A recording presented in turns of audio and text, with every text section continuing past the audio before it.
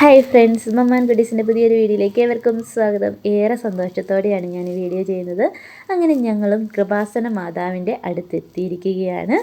അപ്പം കൃപാസനത്തിൽ നിന്നുള്ള ദൃശ്യങ്ങളാണിത്. കൃപാസന മാതാവിൻ്റെ വീഡിയോ ആണിത്. ഞങ്ങൾ കൃപാസന പള്ളിയിൽ കയറിയപ്പം എടുത്തതാണ്. ഇന്നലെ വ്യാഴാഴ്ച ആയതുകൊണ്ട് അധികം തിരക്കൊന്നും കൃപാസനത്തിലുണ്ടായിരുന്നില്ല.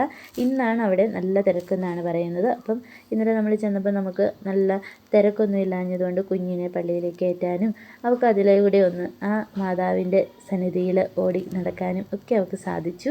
അപ്പം നമ്മുടെ കുഞ്ഞിന് 1 വയസ്സാകുന്നതിന് മുൻപ് മാതാവിൻ്റെ അടുത്ത് കൃപാസന മാതാവിൻ്റെ അടുത്ത് കൊണ്ടുവരാമെന്നൊരു നേർച്ചയുണ്ടായിരുന്നു. അങ്ങനെ ഞങ്ങളൊരു 3-4 മണിക്കൂറൊക്കെ പള്ളിയിൽ കൃപാസനത്തിൽ ചിലവഴിച്ചതിന് ശേഷം അവിടെ അടുത്തൊരു ബീച്ചുണ്ട്.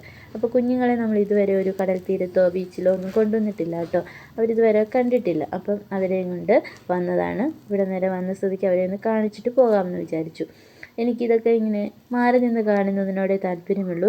ഈ കടൽ തീരത്തൊക്കെ തിരയൊക്കെ ഇങ്ങനെ വരുമ്പം ഒരുപാട് ഇറങ്ങി കളിക്കുന്നതിനോടൊന്നും എനിക്ക് താല്പര്യമുള്ള കേസല്ല. നമ്മൾ കാണണം, അത് കണ്ടോളുക. അപ്പോൾ കുഞ്ഞുങ്ങൾക്കൊന്ന് ഇറങ്ങണം എന്ന് ഒന്ന് ജസ്റ്റ് ഒരു തിര വരുമ്പോൾ ഒന്ന് സൈഡിൽ വരെ പോകണമെന്ന് അവർ ചോദിച്ചു. അപ്പോൾ അവരെ ഒറ്റയ്ക്ക് വിടാൻ എനിക്ക് മടിയായതുകൊണ്ട് ഞാനും കൂടി കൂട്ടത്തിൽ പോയി. ഒരു തിര വന്നപ്പം അതൊന്ന് ആസ്വദിച്ചു. എന്നിട്ട് ഞാൻ അവരെ കൊണ്ട് തിരിച്ച് ഓടിപ്പോരുകയാണ്. തിര വരുന്നതിന് മുമ്പ് നമുക്ക് ഓടണം എന്ന് പറഞ്ഞ് ഞാൻ അവരെ ഇങ്ങനെ ഓടി വന്ന് കയറ്റിക്കുകയാണ്. എനിക്കിങ്ങനെ വെള്ളത്തിലൊന്നും ഒരുപാട് അങ്ങനെ കളിക്കുന്നതിനോട് താല്പര്യം. നമ്മൾ കാണണം, നമ്മൾ മാറി നിന്ന് കണ്ടാലും മതി. നമുക്കിതൊക്കെ കാണണമെന്നല്ലേ ഉള്ളൂ. വെള്ളത്തിലേക്ക് ഇറങ്ങി കളിക്കേണ്ട ആവശ്യം ഇല്ലല്ലോ. എങ്കിലും അവരൊരുപാട് ആഗ്രഹം പറഞ്ഞപ്പോൾ ഞാനൊന്ന് സൈഡിൽ വരെ കൊണ്ടുപോയി എന്നിട്ട് തിരിച്ചു കൊണ്ടുവന്നു. മുഴുവൻ മണലാണ് കേട്ടോ കടൽ തീരത്ത്.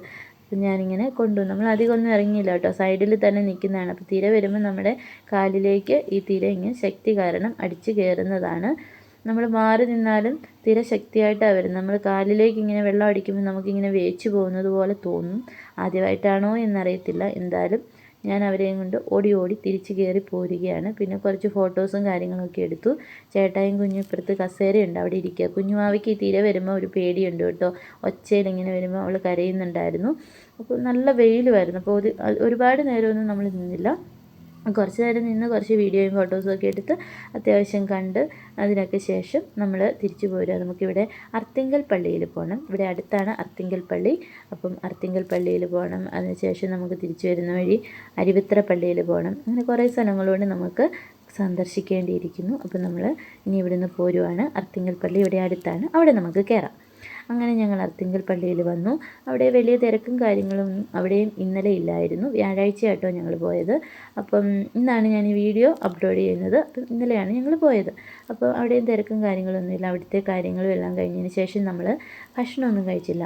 പൊൻപുലരി റെസ്റ്റോറൻറ്റ് എന്ന് പറയുന്നൊരു റെസ്റ്റോറൻറ്റിലേക്ക് നമ്മൾ വന്നു. വളരെയേറെ ആശ്വാസം തോന്നും കേട്ടോ. നമ്മൾ ചൂടത്തു നിന്നും ഇവിടെ വന്നു കഴിയുമ്പോൾ നല്ലൊരു കൂളിംഗ് അവസ്ഥയാണ് എല്ലാം. പിന്നെ ഈ ഓല കൊണ്ടുള്ള ചെറിയ ചെറിയ ഷെഡുകളാണ് ഇവിടെ നമുക്ക് ഇരിക്കാനൊക്കെ ആയിട്ട്. നല്ല തണുത്ത ഒരു കാലാവസ്ഥയാണ് ഇവിടെ.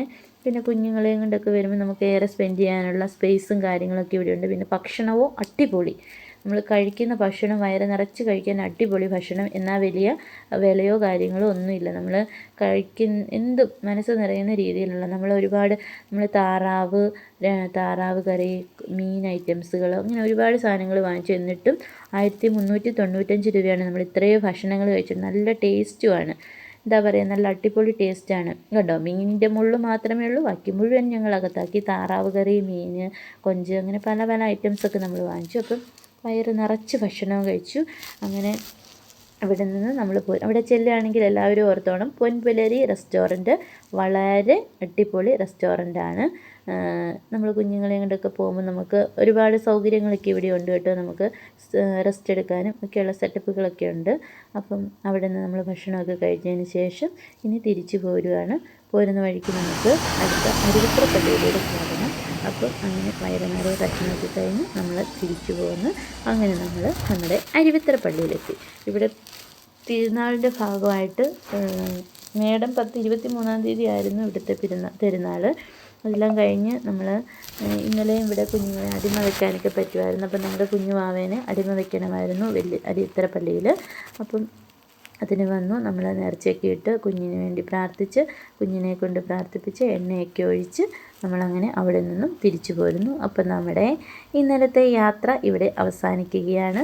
അപ്പം നമ്മൾ പോയ കാര്യങ്ങളെല്ലാം വളരെ അനുഗ്രഹപ്രദമായി എല്ലാ കാര്യങ്ങളും നടത്തിയതിന് ശേഷം നമ്മൾ തിരിച്ചു പോന്നിരിക്കുകയാണ്. അപ്പം വീഡിയോ ഇത്രയേ ഉള്ളൂ.